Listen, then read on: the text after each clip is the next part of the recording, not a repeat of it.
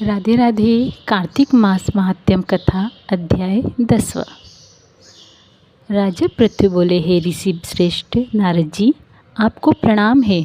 अब यह बताने की कृपा कीजिए कि जब भगवान शंकर ने अपने मस्तक के तेज को क्षीर सागर में डाला तो उस समय क्या हुआ। नारद जी बोले, हे राजन, जब भगवान शंकर ने अपना वह तेज क्षीर सागर में डाल दिया तो उस समय वह शीघ्र ही बालक होकर सागर के संगम पर बैठकर संसार को भय देने वाला रुदन करने लगा।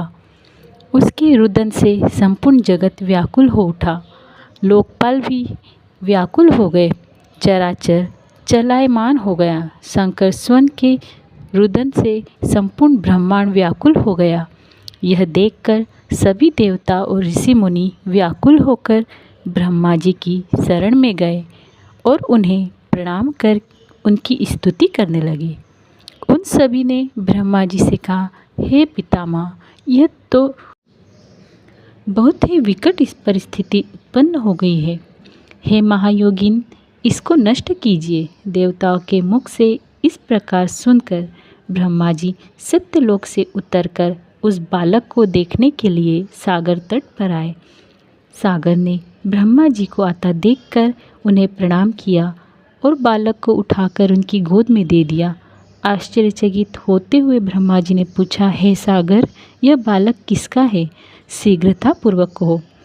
सागर विनम्रता पूर्वक बोला, हे प्रभु, यह तो मुझे ज्ञात नहीं, परंतु मैं इतना अवश्य जानता हूँ कि यह गंगा सागर के संगम पर प्रकट हुआ है। इसलिए हे जगत गुरु, आप इस बालक का जात कर्म आदि संस्कार करके इसका जातक फल बताइए। नारद जी राजा पृथ्वी से बोले, सागर ब्रह्मा जी के गले में हाथ डालकर बार बार उनका आकर्षण कर रहा था। फिर तो उसने ब्रह्मा जी का गला इतनी जोर से पकड़ा कि उससे पीड़ित होकर ब्रह्मा जी की आंखों से अश्रु टपकने लगे। ब्रह्मा जी ने अपने दोनों हाथों का जोर लगाकर किसी प्रकार सागर से अपना गला छुड़वाया और सागर से कहा, हे सागर, सुनो, मैं तुम्हारे इस पुत्र का जातक फल कहता हूँ।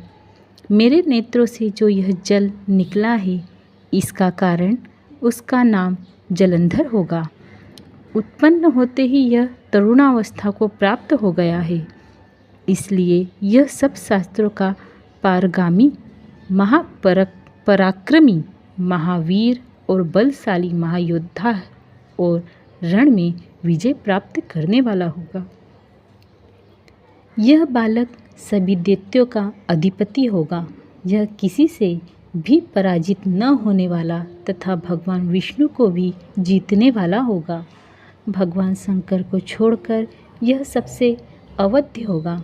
यहाँ से इसकी उत्पत्ति हुई है, यह वही जाएगा।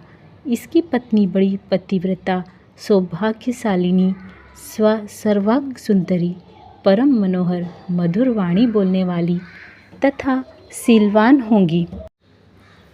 सागर से इस प्रकार कहकर ब्रह्मा जी ने शुक्राचार्य को बुलवाया और उनके हाथों से बालक का राज्याभिषेक कराकर स्वयं अंतर्ध्यान हो गए।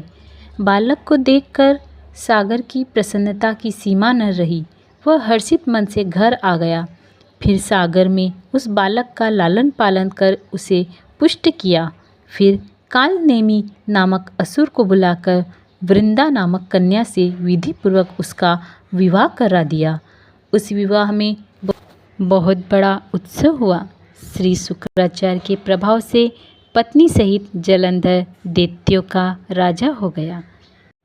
कार्तिक मास का 10वां अध्याय समाप्त। राधे राधे।